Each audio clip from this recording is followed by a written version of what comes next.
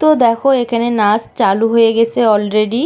তো আমি মিউজিকটা দিতে পারলাম না, কারণ মিউজিকটা কপিরাইট এসে যাবে। আর আমি ট্রাই করে দেখেছি, কপিরাইট এসে গেছে, সেজন্য আর আমি ওটা দিতে পারলাম না। তো এমনি আমি তোমাদের সঙ্গে ভিডিওটি শেয়ার করলাম। কপিরাইট আসার জন্য মানে গানটা দিতে পারলাম না। একটা কৃষ্ণর গান, দুটো গান মিলে একটা হয়েছে, ভীষণই সুন্দর গানটা। আর দেখো সবাই জোরে জোরে হাততালি দিচ্ছে, তোমরা তো আওয়াজটা শুনতে পাচ্ছ না, কারণ আমি কিন্তু মিউজিকটা অফ করে দিয়েছি, কারণ কপিরাইট আসার ভয়ে। আর এসেও গেছিলো কপিরাইট, সেজন্য ওটাকে আমি ডিলিট করে আবার কপিরাইট ছাড়াটা মানে শেয়ার করলাম তোমাদের সঙ্গে।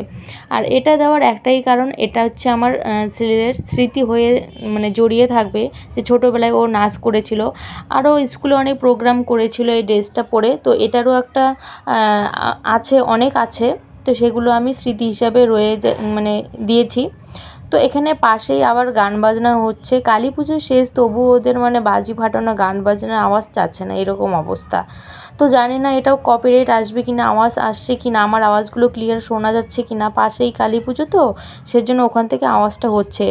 আর আমার তো একটা ব্লগ ভিডিও দিতেই হবে, কারণ আমি প্রতিদিনই 4টার সময় করে ইউটিউবে ব্লগ ভিডিও দিয়ে থাকি। অবশ্যই তোমরা দেখো, ব্লগ ভিডিওগুলো ভীষণই ভালো লাগবে। তো আমি এমনি প্রতিদিনের কাজও শেয়ার করি, এবং টুকটাক যে ঘোরাঘুরি করি সেই ভিডিওটাও তোমাদের মাঝে আমি শেয়ার করি। তো আমার ভিডিওগুলো যদি ভালো লাগে অবশ্যই সাবস্ক্রাইব করে পাশে থাকবে, আর আমি তোমাদের পাশে সবসময় আছি।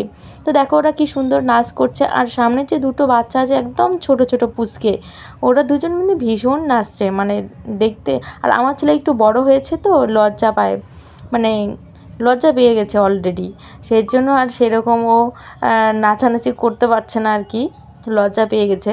আর সামনের যে ছোট ছোট বাচ্চা দুটো, সেই সুন্দর নাচছে ওরা। আর এদের রিয়াকশন দেখে সবাই এত মানে ভালোবাসা দিয়েছে, কি বলবো, এদের মানে নাচ দেখে ওরা সবাই এত খুশি হয়েছে। মানে পুজো মণ্ডপে কিন্তু অনেকটা ভিড় হয়েছিল, আর বসার চেয়ারও দিয়েছিল, ফ্যানও দিয়েছিল, কোনো অসুবিধা হয়নি। আর এখানে প্রচুর ভিড় হয়েছিল, আর ভীষণই ভালো লাগলো। আর এরপরে যদি আবার নেক্সট প্রোগ্রাম করে বা পারফরমেন্স করে অবশ্যই আমি তোমাদের সঙ্গে জানাবো। আর আমার ছেলে কিন্তু গানও শেখে, তো গানটাও মানে কন্টিনিউ চালিয়ে যাচ্ছে, কিন্তু মাঝে মাঝে আবার গ্যাপ দিয়ে, মানে পড়াশোনার ক্ষেত্রে কিন্তু গ্যাপ হয়ে যায়। এখন কি করা যাবে, সব কিছু মিলেমিশে চলতে হবে, তাই না?